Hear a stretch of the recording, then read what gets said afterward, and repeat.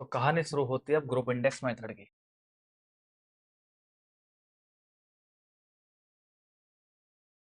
इसको समझने से पहले आपको थोड़ा सा सोइल का इंट्रोडक्शन मालूम होना चाहिए।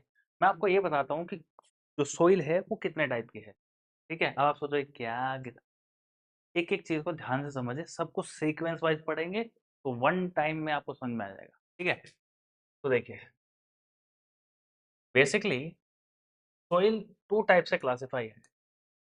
एक है course soil, course grand soil,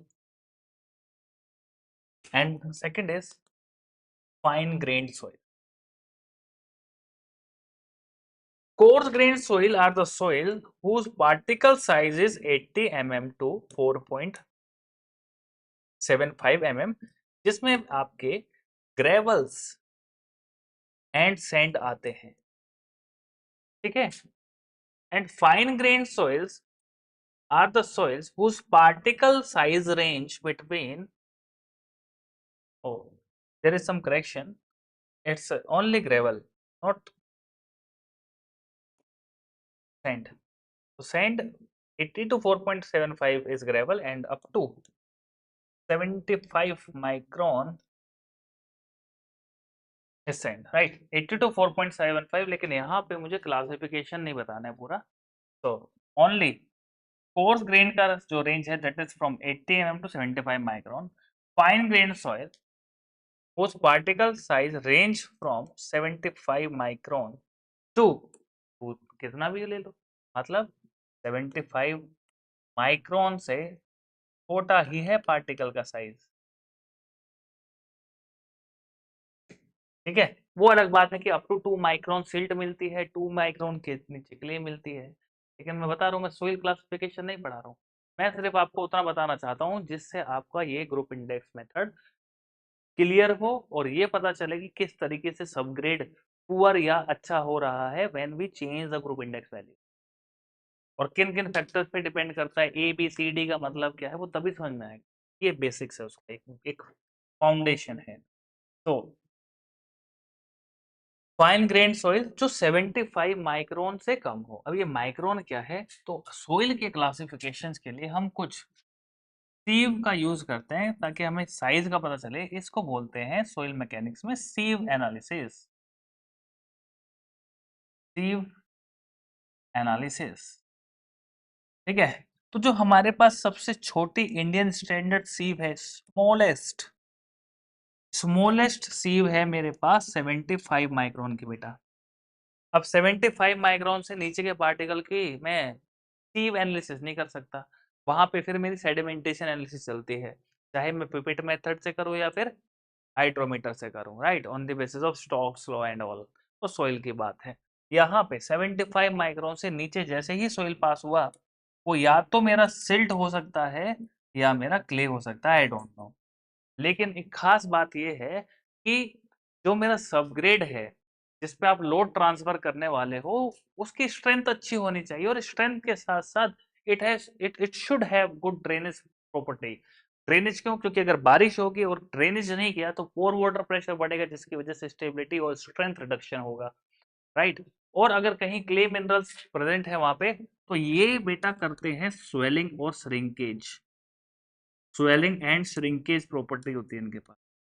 तो ऐसा होने से क्या होगा, ऐसा होने से आपका सबग्रेड अगर स्वेल होगा तो ऊपर का पेमेंट क्या होगा, टूट जाएगा, डिटोरिएट होगा, क्रैक्स फॉर्मेशन होंगे, right. We do not want the settlement और the expansion of the subgrade. और ये होगा अगर मॉइस्चर मिला, और मॉइस्चर क्यों क्यों मिलेगा, क्योंकि रेन वाटर है। अब यहाँ पे आप इसकी परमेबिलिटी की बात करो, तो permeability of this fine grained soil is very less. They do not allow the water to pass through them, they will hold the water, and by holding the water the soil volume will get change। अगर soil का volume बढ़ा है, swell करा, तो आपके ऊपर जो आपने पेमेंट की लेयर डाली ना, वो पूरी डिसइंटीग्रेट हो जाएगी, because that is not ductile metal, that is a brittle metal, right. Brittle material है इसलिए ऐसा होगा। तो कहने का मतलब ये है कि मैं नहीं चाहता कि मेरे सोइल सबग्रेड के अंदर जो सोइल पार्टिकल्स हैं वो किस कैटेगरी को बिलोंग करें, इस कैटेगरी को मुझे नहीं चाहिए। बढ़िया सबग्रेड क्या होगा, जिसमें कोर्स ग्रेन सोइल, ठीक है, पहली बात। लेकिन सर सोइल में सिर्फ ग्रेवल्स और सैंड तो नहीं होगा ना, सिल्ट और क्ले भी होगा। डेफिनेटली होगा, सिल्ट क्ले भी होगा, ग्रेवल सैंड भी होगा, but it depends my dear in what percentage the coarse grained soils are there or in what percentage the fines are there. And if fines are present, what type of clay mineral they have, what is their plasticity index and liquidity limit, which basically depends on the type of clay mineral present, right? तो उसी के basis पे group index method को suggest किया है TJ steel ने। ठीक है, अब वापस से आते हैं, ये था बेसिक, फिर से स्टार्ट करते हैं ग्रुप इंडेक्स मेथड। तो एक एम्पिरिकल इक्वेशन दी उन्होंने टीजे स्टील ने, क्या है इक्वेशन? तो ग्रुप इंडेक्स मेथड की, group index can be calculated by एक by an empirical equation, and that equation is 0.2 a plus 0.05 ac plus 0.01 bd, यहाँ पे एक और जीरो लगेगा, 0.005 ac 0.01, ठीक है, 0.2 a plus 0.005 ac plus 0.01 bd। अब आप सोचेंगे कि यार ये इक्वेशन को याद रखें कैसे, तो इसकी भी एक ट्रिक देता हूँ, 1 मिनट का है काम है, याद रखने की कोशिश करते हैं इस इक्वेशन को, कैसे याद रखते हैं। तो मैंने कैसे याद रखा है वो देखिए, ग्रुप इंडेक्स वैल्यू, तो आपको एक नंबर याद रखना है 215, क्या है ये तो याद हो जाएगा, 215। ओके, तो write down 215। Okay, now you have to write 0 in front of the digits. तो फर्स्ट नंबर है तो डेसिमल के बाद ओनली वन प्लेस, ऐसे याद रख सकते हैं। या सेकंड पोजीशन पे है तो सेकंड पोजीशन पे डिजिट आना चाहिए, थर्ड है तो थर्ड पोजीशन पे डिजिट आना चाहिए डेसिमल, 1 2 3। डेसिमल के बाद एक डिजिट, डेसिमल के बाद दो डिजिट, डेसिमल के बाद 3 डिजिट्स, ऐसे याद रख सकते हो। नंबर याद रखना है 213 और 215, और पोजीशन डेसिमल के बाद फर्स्ट सेकंड थर्ड, ठीक है, तो जीरो में कंफ्यूजन नहीं होगा कभी। अब अब आपको करना है A for apple B for ball, what that meaning, आपको ऐसे लिखना है ए बी सी, हो गया, ए बी सी, फिर आपको लिखना है डी, एक को छोड़ देना है, ए बी सी डी और खत्म, फिर से A, that's it, A B C D A, A B C D A, got it, then in between plus sign. Okay, you don't like the trick, no issue, remember it directly, it's up to you. ठीक है, तो this is the group index equation. Now, what is the meaning of ABCD? That is more important to understand. So, where A stands for, A का मतलब क्या है? Percentage finer than 75 micron. Percentage finer than 75 micron, greater than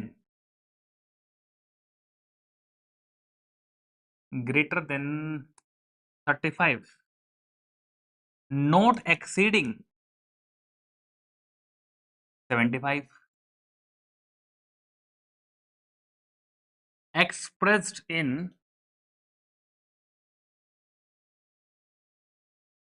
positive whole number, range 1 to 40.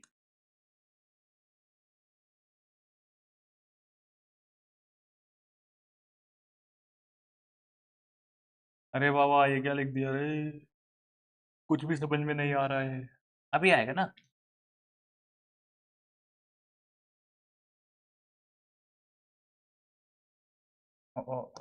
Greater than 15 not exceeding 55 range से RNG। अब ए और B का मतलब समझो, क्या बोल रहा है, ऐसे परसेंटेज ऑफ फाइन्स या परसेंटेज फाइनर देन वो पार्टिकल जो 75% माइक्रोन से फाइनर है, but in percentage you have to calculate, and that percentage which is greater than 35 but not exceeding 75, that's why the range may be possible 1 to 40। नहीं आया समझ में? Example से समझो, suppose this is your 75 micron सीव, ठीक है, इस micron सीव से जितने पास हो जाएंगे वो सारे क्या होंगे, फाइन्स होंगे, फाइन ग्रेन सोइल, सिल्ट या सैंड हो सकता है, इसके ऊपर रिटेन करने वाले coarse grain soil, gravel, sand हो सकता है। अच्छा, तो ये बोल रहा है percentage finer than 75 micron, okay. तो मान लो कि मैंने 100 ग्राम सोइल लिया, कितना लिया, 100 ग्राम सोइल लिया। इस 100 ग्राम सोइल को जब मैंने सीव किया तो सिर्फ मान लो 46 ग्राम रिटेन किया, और कितना पास हो गया नीचे, ये पास होने वाला मटेरियल है 56 ग्राम, ठीक है। एनालिसिस समझ में आ गई। अब ये समझिए ए की वैल्यू क्या है। ए की वैल्यू क्या हो जाएगी, परसेंटेज फाइनल, अभी 100 में से 56 ग्राम पास हो तो 56% ही हुआ ना ये वैल्यू, 100 में से 56 इटसेल्फ 56%। कैलकुलेशन को इजी रखने के लिए मैंने ऐसा एग्जांपल लिया है।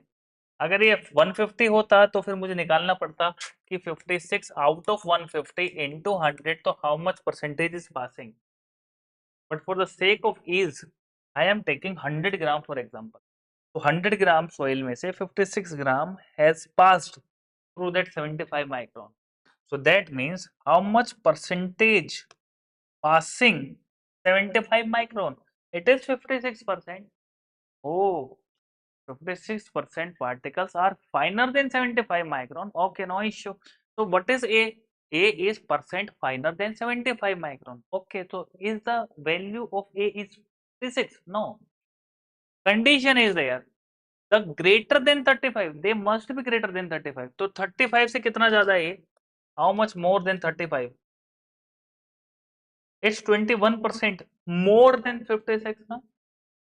Okay, so A is 21, समझे? How much percentage more than 35 but not exceeding 75? ऐसा ना हो कि ये वैल्यू अगर परसेंटेज फाइनर की 83 आ जाए तो आप बोलेंगे कि मोर देन 35 इज 8 and 7 में से 3 4 48%. So again you cannot do this because the maximum range is 40, because it is said that it should not exceeding 75 percentage ऐसे फाइनल जो 35 से ज्यादा हो लेकिन 75 एक्सीड ना हो। अगर 75 एक्सीड करे 75 को ही मैक्सिमम वैल्यू मान लेंगे, because range cannot exceed 1 to 40. If you subtracted 75 minus 35 you will get 40. If it is only 36% which is passing, so it is only 1% greater than 35, ठीक है। So the value of A is 21. Did you understand how to calculate A value? Comment it first. We will do further 2 or 3 examples to make you understand better. Did you understand the meaning of A? A is the percentage finer, ऐसे percent 10%, 20%, जितना percent भी soil पास हो रहा है, मुझे ये देखना है कि ये ज्यादा है, किससे ज्यादा है, 35% से कितना ज्यादा है, और ये वैल्यू 75% से ज्यादा नहीं होनी चाहिए। बाकी लोग सो गए क्या दीवार से लगा के सर को?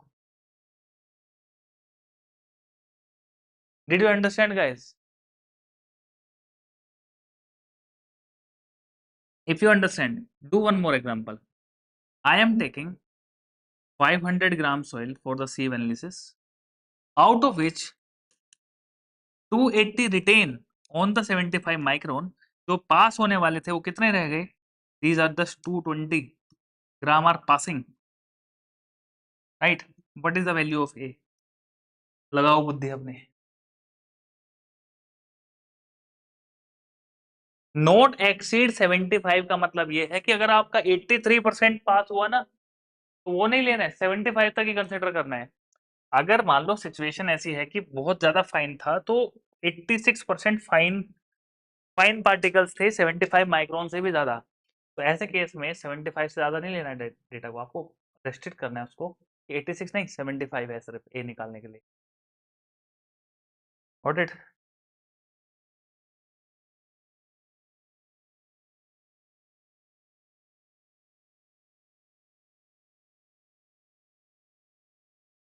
यस टोको, 75 तक ही लेगा, क्योंकि निकालने से 40 को एक्सीड कर जा रहा है, रेंज 40 तक ही हो सकता है आपका।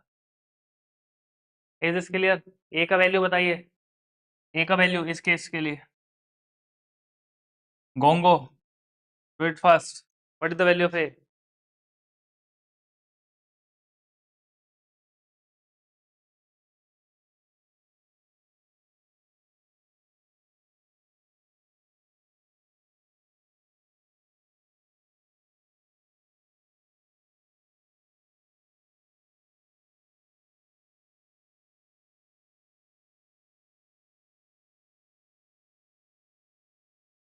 इतना लंबा चौड़ा थोड़े ना क्वेश्चन पूछ ले आपसे, इतना टाइम लगा रहे हैं।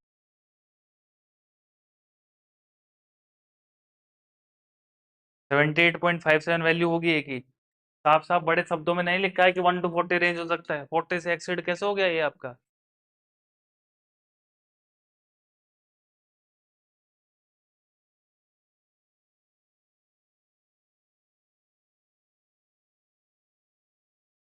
क्या 75 लेगा?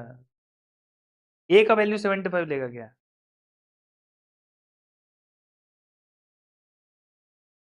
अगर नहीं समझे तो फिर से समझो। चलो कोई बात नहीं, कोई बात नहीं, कोई दिक्कत नहीं, एक बार फिर से समझो, ठीक है? वापस से ध्यान दो। 280 ग्राम रिटेन किया, उससे मतलब नहीं, कितना पास किया है? 220। तो परसेंटेज पासिंग निकालो पहले। परसेंटेज पासिंग कितना है? 220 ग्राम सर। कितने में से? 500 ग्राम में से।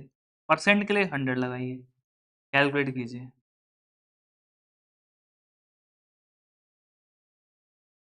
220/500 इंटू 100, 44 आ रहा है वैल्यू।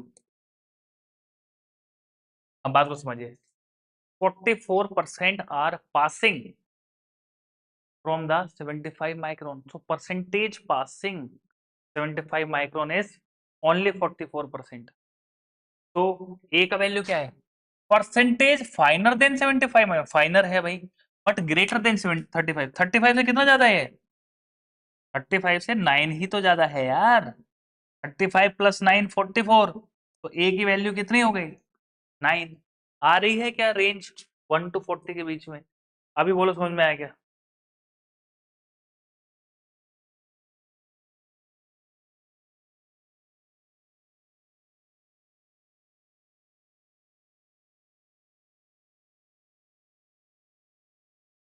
अरे तालो तुम्हें छोड़ के तुमको तो समझ में आ गया, बाकी लोगों का क्या?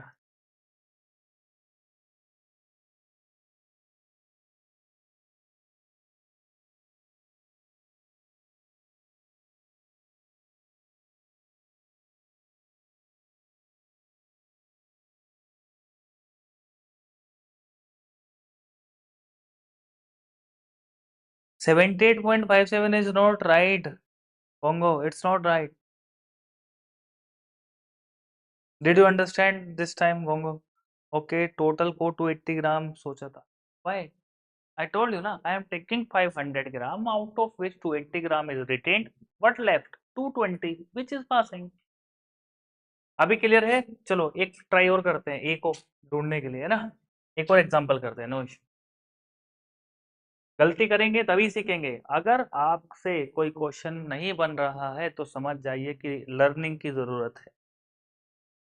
अगर क्वेश्चन का आंसर आ गया तो क्या सीखा आपने? कुछ। You are not getting your answer, that means there is something you need to learn. whenever you got stuck, cheers it, because you gonna learn something new. Okay, one more example. I am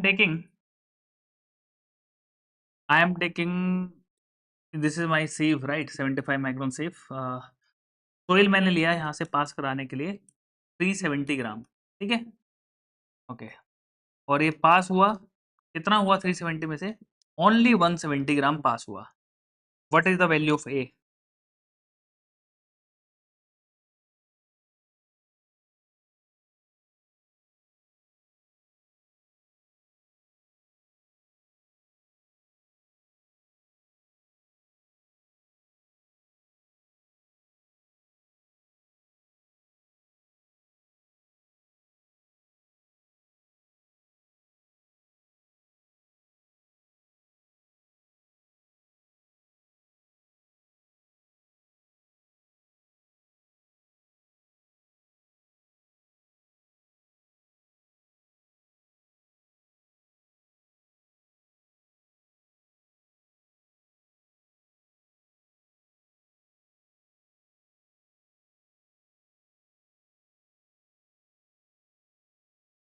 अच्छा, फिर गलती की हो,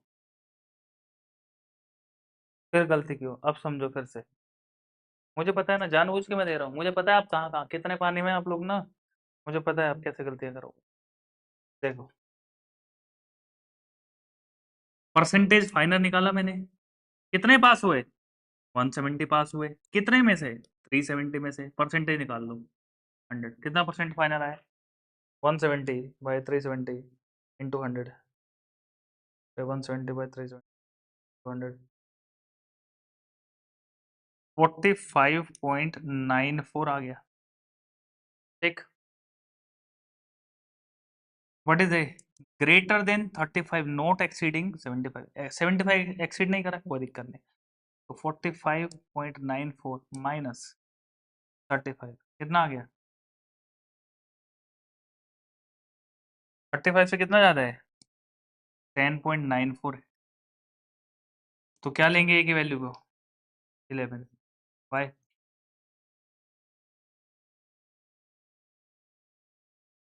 मैंने बोला है ना, मेरा एक एक वर्ड पे ध्यान रखना है।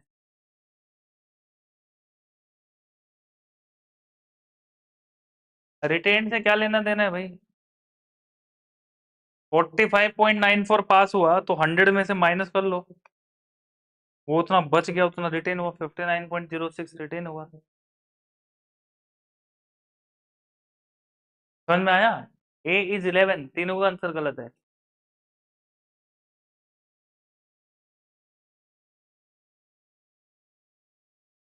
अभी ए समझ में आया कि नहीं आया अभी तक भी? एक बार तो आंसर को निकाल के दे दो। चलो, ए समझ में आ गया होगा जहां तक, बी पे चेक कर लेंगे बाकी इन्फॉर्मेशन को।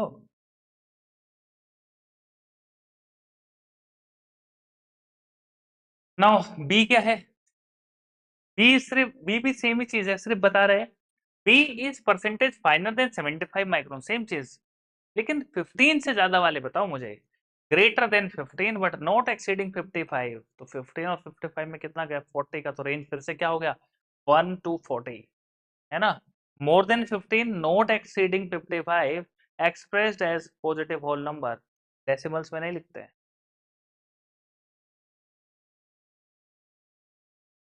आई थिंक होल नंबर का मतलब राउंड फिगर होता है मैन, है ना? होल नंबर राउंड फिगर में होता है, डेसिमल या फ्रैक्शंस नहीं होते उसमें। तो अब मैं फिर एक क्वेश्चन दे रहा हूं आपको। This is my sieve 75 micron. I have taken 600 gram soil doing the sieve analysis. कितना फाइन निकला यहाँ से? 425 ग्राम। Now you have to tell me the value of A and B. चलिए,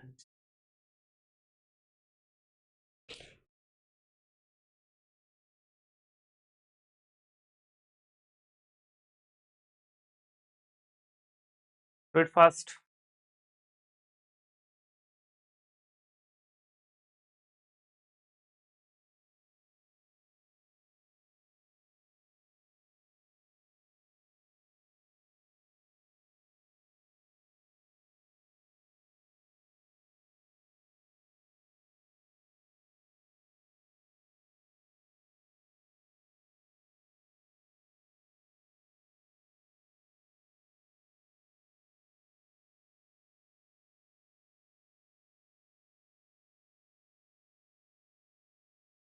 एक 35 बोल रहे हैं, एक 36 बोल रहे हैं।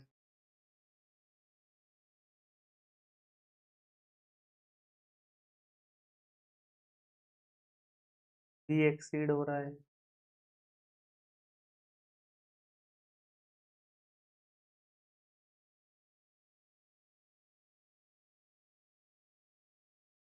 चलिए चेक करते हैं।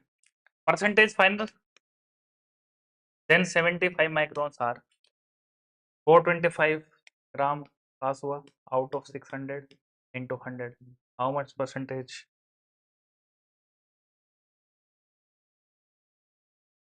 70.83। राउंड फिगर 71 हो गया। 71%। What is the value of A? A is more than 35। तो 35 से कितना ज्यादा है? ए 36। बी कितना है? बी 15% से कितना ज्यादा बट नॉट एक्सीडिंग 55। तो consider it is 55, the range is directly 40। ये 56 कैसे आ गया? रेंज 1 to 40 नहीं दिखाई दे रहा यार। क्या करेगा तुम लोग का?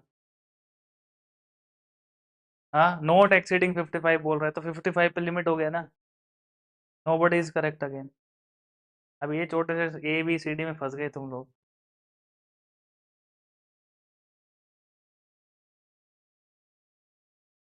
स्टेटमेंट को ध्यान से पढ़ना जरूरी है, फालतू में ऐसे अरबी नहीं लिखी है मैंने। अगर आप ध्यान से स्टेटमेंट को पढ़ो तो ये गलतियां नहीं होंगी। आप स्टेटमेंट की लिखी हुई चीजों में ही गलतियां कर रहे हैं अगेन एंड अगेन। अरे बी को क्या बोला है? वो ग्रेटर देन 15 ना। 15 से कितना ज्यादा हो, तो जितना भी ज्यादा हो चलेगा, लेकिन 55 क्रॉस नहीं होना है। ये 55 क्रॉस हो गया तो अपर लिमिट कितना हो गया? 55। ठीक है। यहाँ पे पैसे भी समझ सकते हो। मोर देन 15। मोर देन 15 कितना है? तो 71 में से 15 माइनस कर लो। 56 हो रहा है। कुछ आंसर भी कर रहे हैं 56, but the upper limit is 40 ना। Make it 40 directly.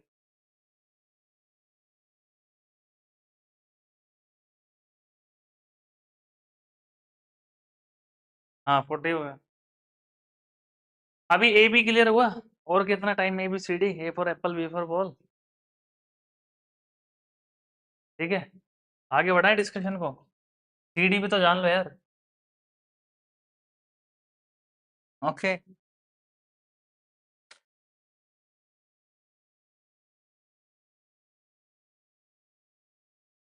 चलिए, that's how A and B is calculated. लेकिन यहाँ से एक बात सच है। क्या है? एक बात फैक्ट है कि ए और बी की वैल्यू अगर बढ़ रही है, इसका मतलब क्या है? सोइल के अंदर फाइन्स बढ़ रहा है। फाइन मतलब क्ले और सिल्ट का कंसंट्रेशन ज्यादा हो रहा है। हो रहा है कि नहीं? अगर कम परसेंट होता, ए और बी की वैल्यू कम आती। और कम आने से का मतलब क्या है? ग्रुप इंडेक्स की वैल्यू में कम इफेक्ट आएगा। आगे देखो, कहानी अभी बाकी है। Now C and D, what is C?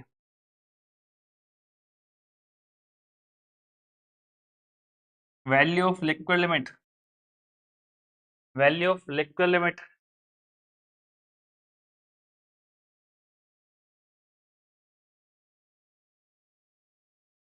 Greater than 40,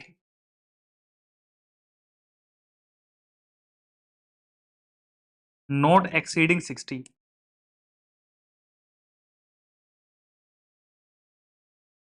expressed as whole number. अभी बताने की जरूरत है कि ये इसकी वैल्यू 1 से 20 के बीच में आएगी, क्योंकि 40 से ज्यादा पूछ रहा है, 60 को क्रॉस नहीं होने दे रहा है। तो रेंज 1 to 20 हो गई। And value of plasticity index. और जो लोग प्लास्टिसिटी इंडेक्स नहीं पता सोइल का, that means liquid limit minus plastic limit. तो plasticity index value of IP more than 10, 10 से ज्यादा हो, and not exceeding 30, expressed as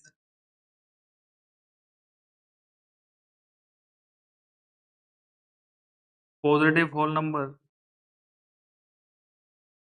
range. अंधा भी बता सकता है 1 to 20 है। ठीक है। तो सी और डी क्या है बेटा समझे। सी लिक्विड लिमिट की वो वैल्यू जो 40 से ज्यादा हो लेकिन 60 क्रॉस ना करे, तो रेंज कितना हो 1 to 20। और आईपी प्लास्टिसिटी इंडेक्स की वो value which exceeding 10 not exceeding 30, whole number में एक्सप्रेस करना है, नेगेटिव नहीं लेना है। अगर नेगेटिव आया तो जीरो मार्क करना है डायरेक्ट। मान लो नेगेटिव आ सकती है ना, अरे आईपी आ गया, आईपी मेरा आ गया 5, सर ग्रेटर देन 10 तो ही नहीं, कितना आ रहा है उल्टा 5 - 10 -5 आ गया सर, -5 आ गया, तो नेगेटिव नहीं लिखेंगे, drop it, make it zero. IP किसका इतना कम आएगा, सैंड का आएगा, बढ़िया बात है, जीरो कर दो उसको, समझे। तो नाउ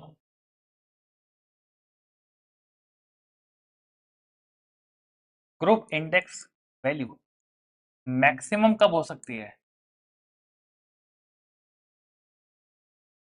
215 था ना, 0.01 BD प्लस 0.005। मैक्सिमम के लिए क्या करो, ए बी सी डी की मैक्सिमम वैल्यू डालो। ए की मैक्सिमम वैल्यू कितनी है 40, बी की मैक्सिमम वैल्यू 40, डी की 20, ए की 40 एंड सी की फिर से 20। 4 टू जा 8 प्लस 4 टू जा 8 प्लस 4 टू जा 8, 5 जा 40, 4 बचेगा, कितना हो गया 20।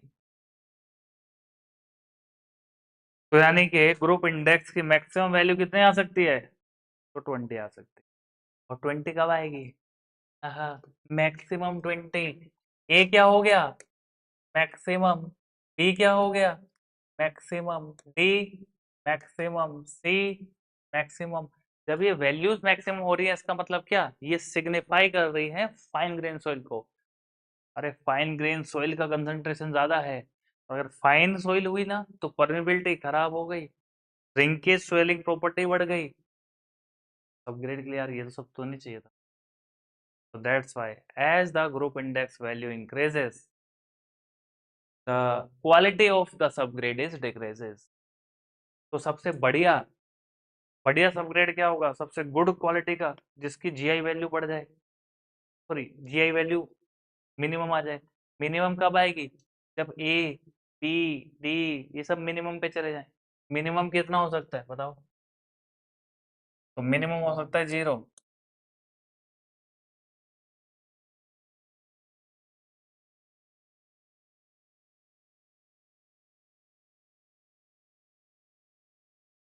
जीरो कब होगा, जीरो होने के लिए ए जीरो होना पड़ेगा, यानी 75 माइक्रोन से कुछ पास करे ही ना। सब सैंड ग्रेवल है, 100% सैंड और ग्रेवल है, तो ए की वैल्यू क्या आएगी जीरो, बी की जीरो। सी कब जीरो हो सकता है, नॉन प्लास्टिक क्ले के लिए, सॉरी क्ले बोल रहा है, नॉन प्लास्टिक सोइल के लिए सैंड है, plasticity index zero, liquid limit and plasticity index क्या हो जाता है, जीरो हो जाता है ना। ओके, तो if D is zero it's completely zero, zero A is zero completely zero. तो अगर लिक्विड लिमिट कुछ रही भी, ठीक है, बिकॉज कोहेजनलेस soil है sand and gravel, it doesn't show any plasticity, right, their plasticity sorry their plastic limit and liquid limit coincides, the plasticity index is zero, that's why these soils are called as non plastic soil। तो ऐसा soil होगा तो बढ़िया है ना अपने लिए, इसलिए बोला जाता है ग्रुप इंडेक्स की वैल्यू जितनी कम उतना ही बढ़िया सब ग्रेड है रोड बनाने के लिए, पेमेंट बनाने के लिए। क्लियर हुआ ग्रुप इंडेक्स क्या सिग्निफाई करता है, क्यों कम ज्यादा होने से कैसे क्वालिटी इसका एनहेंस और डिटोरिएट हो रहा है। डिड यू अंडरस्टैंड गाइस, बोलिए, did you understand the group index method.